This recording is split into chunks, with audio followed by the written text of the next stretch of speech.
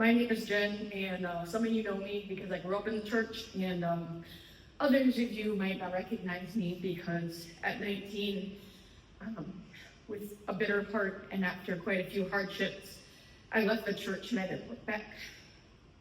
And I don't think she knows this, but I wouldn't be here today without Stephanie Vaughn, who reached out to me and encouraged me to come back.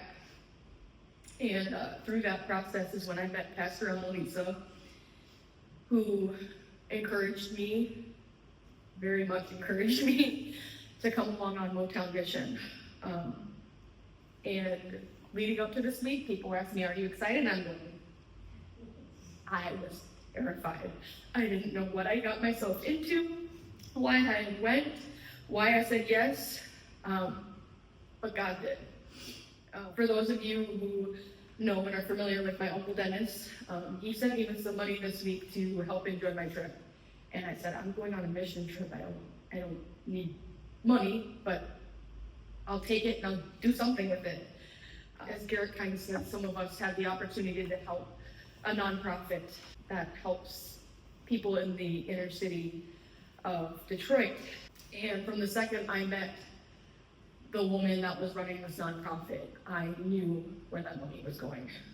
Some other very generous members of our church group gave me some money as well, and I used some of my own money and some of my friends' money. And Park and I went to Walmart and we purchased some stuff for her. The woman I gave the money to, her name was Pam.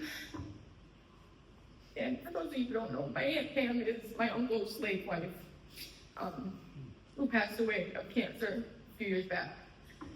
And for me, it was a really full circle moment because that's where that was supposed to go. And I asked myself so many times that week, God, why do you have me here? I'm overheating. I'm not physically capable of doing these things. I'm looking at Garrett and John and Park and Jeff and Leo. Leo was a powerhouse, that guy. And 41 years old, which I did not know until yesterday. That we're just lifting stuff and making it look so effortless. And I'm going, God, I can't do that. And from hearing from Jeff and hearing from some other folks that after this trip was over, I didn't know that I touched the lives that I touched when I was gone this week. I just thought I was there, you know? And I really just want to take this time to thank Pastor Annalisa for putting together a trip.